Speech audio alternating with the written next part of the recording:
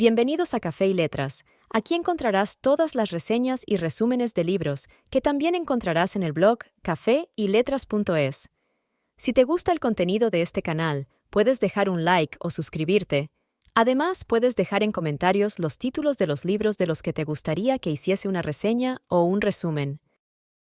Los crímenes de la calle Morgue es un relato de Edgar Allan Poe, publicado por primera vez en 1841.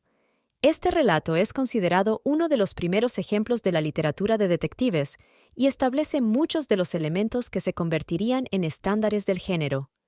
La historia introduce al personaje de Auguste Dupin, un detective amateur de gran ingenio, quien más tarde serviría de inspiración para futuros personajes detectivescos en la literatura, como Sherlock Holmes. La historia comienza con el narrador, quien no es nombrado, reflexionando sobre la capacidad de análisis y la lógica. Pronto se convierte en amigo de Dupin, quien impresiona al narrador con su capacidad de deducción. Ambos viven juntos en un viejo caserón en París, llevando una vida de reclusión y dedicada a los libros y el estudio intelectual.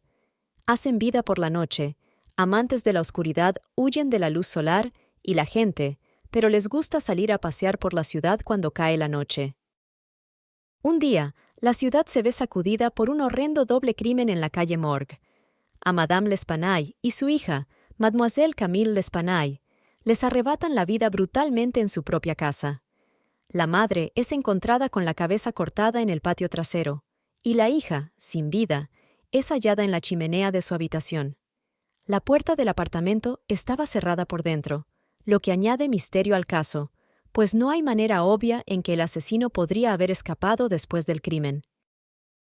Las autoridades están perplejas, y no hay explicaciones claras sobre cómo ocurrieron los asesinatos o quién podría ser el culpable. Los testimonios de los testigos juegan un papel crucial en el desarrollo de la historia y la solución del misterio. Los testigos, todos vecinos o transeúntes cercanos al lugar del crimen, aportan diferentes perspectivas que inicialmente parecen más confundir que aclarar la situación. La policía entrevista a varios testigos que afirman haber escuchado dos voces provenientes del cuarto donde ocurrieron los hechos. Sin embargo, hay una notable discrepancia en sus testimonios respecto al idioma en que las voces estaban hablando. Incluso algunos no pueden asegurar si la segunda voz se trata de una voz femenina. El testigo francés asegura que oyó las voces disputando y está convencido de que no eran en francés. Cree que pudo haber sido inglés, pero no está seguro. El testigo inglés afirma que definitivamente las voces no estaban hablando inglés. Piensa que podría haber sido francés, pero su certeza no es completa. El testigo italiano también escuchó las voces, pero no cree que fueran en italiano. El testigo español testifica que las voces no estaban hablando en español. Los testigos holandés y alemán están seguros de que las voces no estaban hablando ni holandés ni alemán, respectivamente. Estas declaraciones sobre el idioma de las voces son fundamentales porque introducen una considerable confusión y apuntan a la naturaleza extraña de uno de los perpetradores. Cada testigo está convencido de que las voces no estaban en su idioma nativo, pero todos a su vez aseguran que podría tratarse de otra lengua europea, lo que complica la tarea de la policía y enriquece el misterio. Dupin se interesa en el caso y decide investigarlo por su cuenta, utilizando sus habilidades de deducción y análisis. Dupin examina las evidencias y los testimonios. Sabe que varias personas de la vecindad afirmaron haber escuchado voces discutiendo en el apartamento, aunque no se ponen de acuerdo sobre el idioma que hablaban las voces. Algunos dicen francés, otros inglés, español y hasta italiano. Dupin observa que esta confusión podría ser clave para entender el caso. El detective se centra también en la forma extraña y bárbara en que fueron cometidos los asesinatos, lo que sugiere que no fue un crimen pasional ni motivado por razones típicas como la venganza o la codicia. Además, la fuerza física requerida para ejecutar los asesinatos era extraordinaria. Dupin resuelve el misterio demostrando que el asesino no era humano, sino un animal. Dupin, al analizar los testimonios de los vecinos, concluye que la disparidad en las declaraciones es una pista clave para resolver el crimen.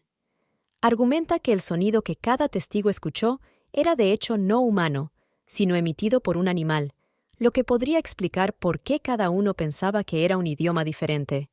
Esto lleva a Dupin a deducir que el asesino no era una persona, sino un animal capaz de emitir sonidos que podían ser confundidos con un lenguaje humano desarticulado. Añadido a esto, que el mechón de pelo encontrado en la escena del crimen tampoco es de naturaleza humana, concluye que el autor del crimen es un orangután. Este análisis demuestra el ingenio de Dupin y cómo utiliza la lógica deductiva para llegar a una conclusión que la policía no había considerado. Pero ¿cómo entró y salió el orangután del edificio? La manera en que el orangután consigue entrar y salir del edificio donde ocurren los hechos es crucial para entender cómo se desarrolla y resuelve el misterio. El relato detalla un escenario en el que las circunstancias extraordinarias de la entrada y salida del animal añaden una capa de complejidad al crimen.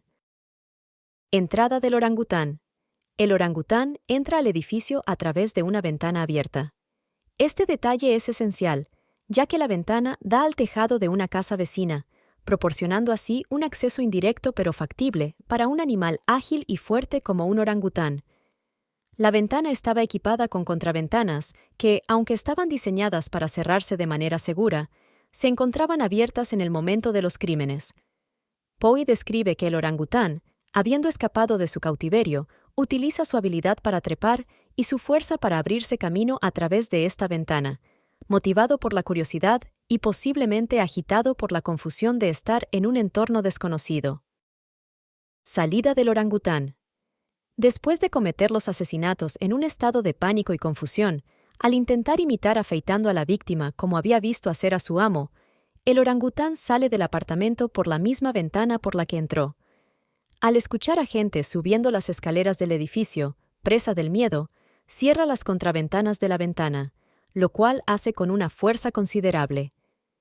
Este acto accidentalmente asegura la ventana desde dentro, lo que contribuye a la confusión inicial de la policía y otros, ya que no podían entender cómo el asesino pudo haber escapado de un apartamento cerrado herméticamente desde dentro. Explica que el animal escapó de su dueño, un marinero, debido a un nudo marinero que encontró en el edificio de los crímenes, tomó un cuchillo y al intentar imitar lo que había visto hacer a su amo mientras se afeitaba, atacó a las mujeres. El animal intentó afeitar a la madre, lo que llevó a un forcejeo mortal. Dupin pone un anuncio en el que dice que se ha encontrado a un orangután extraviado y cita a su duelo, que deduce que aún está buscándolo para interrogarle. El marinero acude y confirma la historia de Dupin. Los crímenes de la calle Morgue es una obra notable por su método de razonamiento deductivo y la forma en que Poe entrelaza tensión y terror con un enigma intelectual. Esta historia es fundamental en el género de detectives y muestra la fascinación de Poe por lo macabro y lo complejo de la naturaleza humana, y en este caso, de la naturaleza animal. Si te interesa esta historia, también puede interesarte el vídeo sobre filosofía de la composición de Edgar Allan Poe, que tienes en este mismo canal. Te dejo el enlace en la descripción. Déjame en comentarios los títulos de libros sobre los que te gustaría que hiciera una reseña o un resumen. Gracias por acompañarme en este audio y no olvides suscribirte para estar al tanto de más reseñas y resúmenes de libros.